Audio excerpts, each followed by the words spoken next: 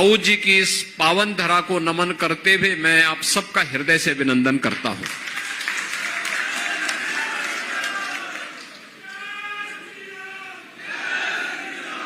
ये धरती हाथरस हमारे ब्रजमंडल का प्रवेश द्वार माना जाता है और जब मैं इस पूरे क्षेत्र की बात करता हूं तो मुझे कुछ चीजें बहुत अच्छी लगती हैं। जिस कार्य को प्रधानमंत्री मोदी जी ने 2020 में आत्मनिर्भर भारत की बात कही, वह आत्मनिर्भरता इस क्षेत्र के लोगों ने हाथरस, कासगंज, अलीगढ़, मुरादाबाद, आगरा, मथुरा, यहां के लोगों ने सैकड़ों वर्ष पहले उस आत्मनिर्भरता के लक्ष्य को प्राप्त कर लिया था और वह उसके मैं उदाहरण आपके सामने दूंगा। जब हमने प्रदेश में प्रत्येक जनपद की उत्पाद को प्रोत्साहित करने के लिए वन डिस्ट्रिक्ट वन प्रोडक्ट की अपनी नीति बनाई, तो उसके पीछे अलीगढ़ का हार्डवेयर था, उसके पीछे मुरादाबाद के पीतल की कारीगरी थी, उसके पीछे आपके हाथरस की हींग भी प्रोसेसिंग के भी कार्यक्रम उसके पीछे था, उसके पीछे फिरोजाबाद का ग्लास की आइटम भी थी। ये सभी चीजें थी, यानी हस्तशिल्प और हुनर हमारे डीएनए का हिस्सा था और यहां पर आत्मनिर्भरता के लक्ष्य के माध्यम से सामाजिक स्वावलंबन का जो उदाहरण यहां के आपके पूर्वजों ने प्रस्तुत किया वो अत्यंत अभिनंदनीय है। मैं उन सबको भी नमन करता हूं। बहनों और भाइयों, ये प्रबुद्ध सम्मेलन है। इसमें धर्माचार्य भी हैं, शिक्षक भी हैं, चिकित्सक भी हैं, अधिवक्ता भी हैं, व्यापारी भी हैं, अलग अलग तबके से जुड़े हुए प्रबुद्ध जन हैं जो समाज के अलग अलग तबके को नेतृत्व देते हैं। और चुनाव शुरुआत करने के पूर्व हम लोगों ने प्रबुद्ध जनों को इसीलिए आह्वान करने के लिए आप आए हैं कि आप लोग चुनाव की बागडोर अपने हाथों में लेकर के और उत्तर प्रदेश का जो लक्ष्य है उसके अनुरूप परिणाम देने के लिए मोदी जी को उत्तर प्रदेश की 80 मनकों की हार को उपलब्ध कराने में आपका योगदान बन सके, इसके लिए हाथरस के योगदान के लिए आपका आह्वान करने के लिए मैं स्वयं आपके बीच आया हूं। आपकी अपनी भूमिका है, आप समाज की मान्यता को, उनकी राय को एक आवाज देते हैं, उन्हें अपने ओपिनियन के माध्यम से प्रभावित करते हैं,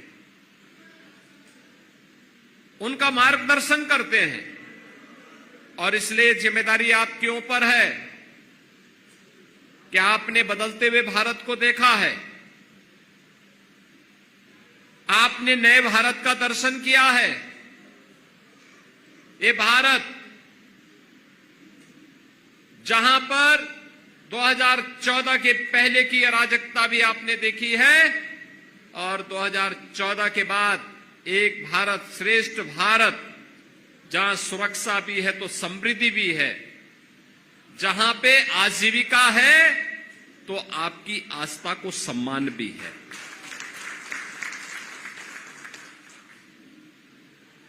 वैश्विक मंच पर भारत का सम्मान बढ़ा है, आज दुनिया के अंदर भारत का सम्मान बढ़ा है, तो ये सम्मान भारत के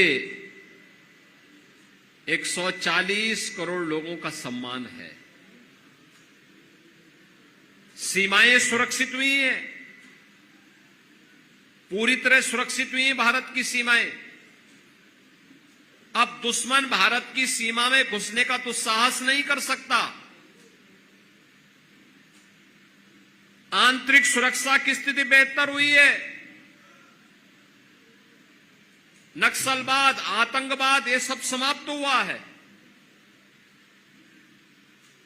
अत्याधुनिक इंफ्रास्ट्रक्चर, हाईवे, रेलवे, कहीं मेट्रो, कहीं पर एक्सप्रेसवे, 4 लेन और 2 लेन की connectivity, IIT, IIM, AIIMS, medical college, engineering संस्थान, ये आज हमारी पहचान बन रहे हैं। गरीब कल्याणकारी योजनाओं की तो कोई सानी ही नहीं।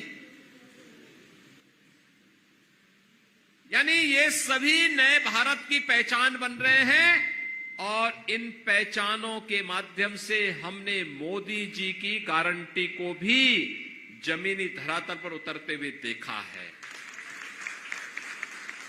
और इसीलिए तो पूरे देश को मोदी की गारंटी पर विश्वास है।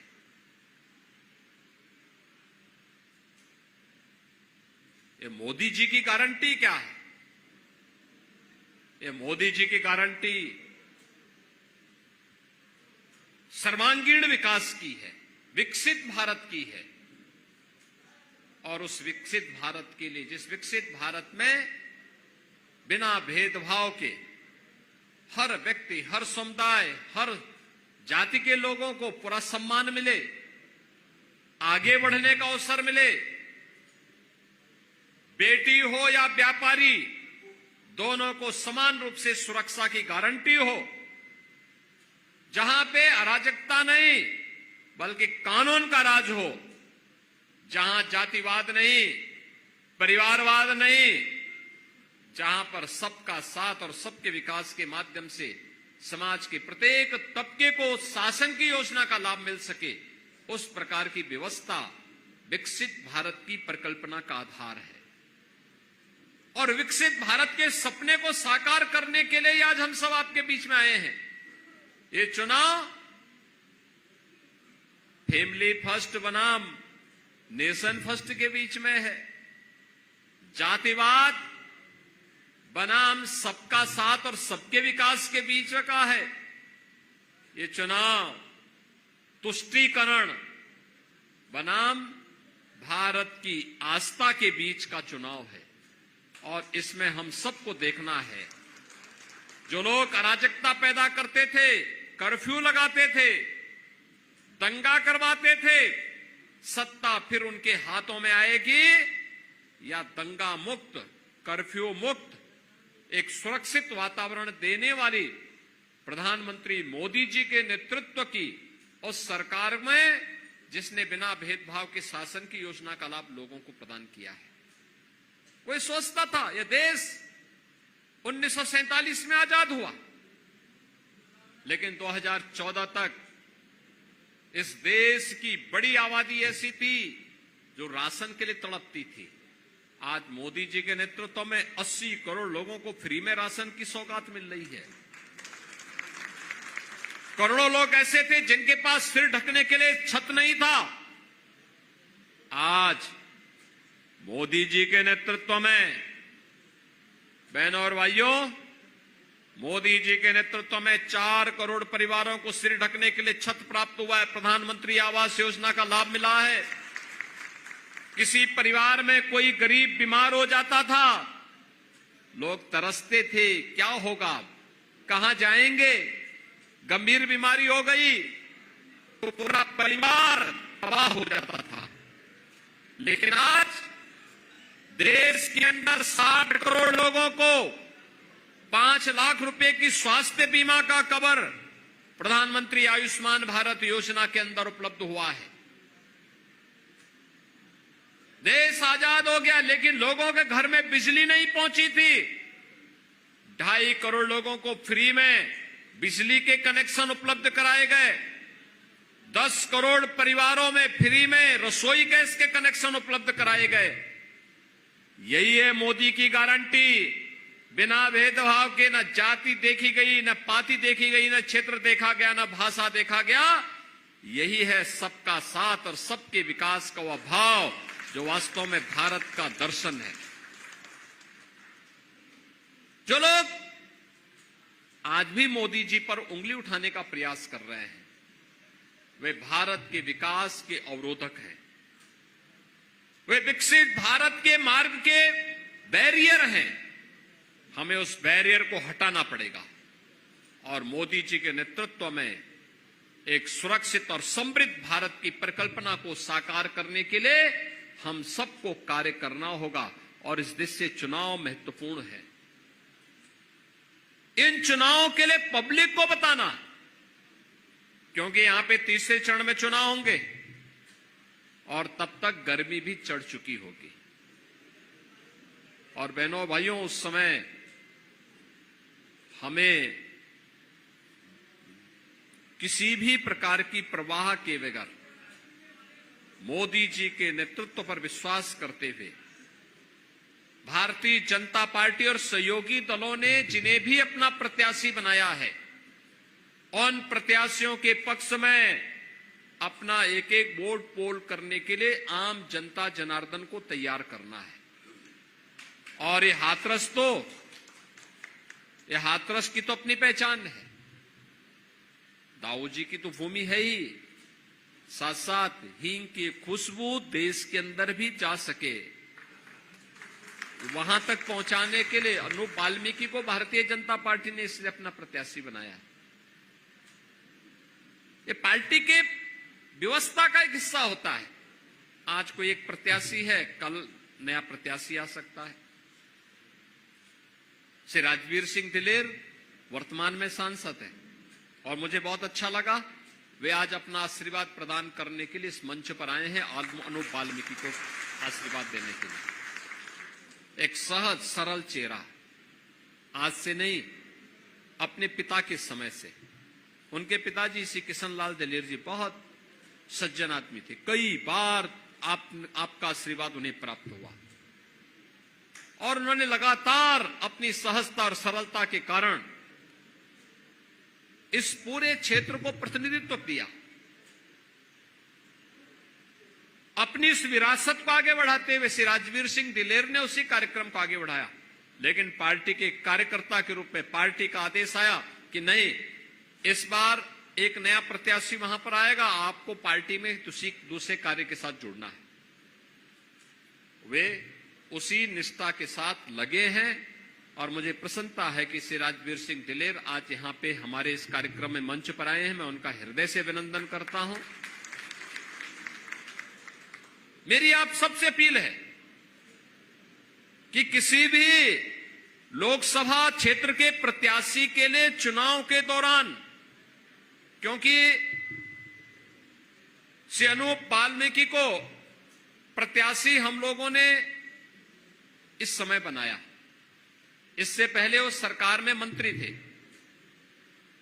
और मंत्री होने के नाते मैं उनको पूरे प्रदेश में दौड़ाता था कि भाई देखो, पर कभी पूरब में, कभी पश्चिम में, कभी बुंदेलखंड में, कभी मध्य क्षेत्र में, अलग अलग क्षेत्र में भाई जिले जिले जाओ, जनता की समस्या का समाधान करो, पब्लिक के लिए कार्य करो। पूरी निष्ठा के साथ कार्य करता रहा, पूरी ईमानदारी के साथ कार्य करता रहा।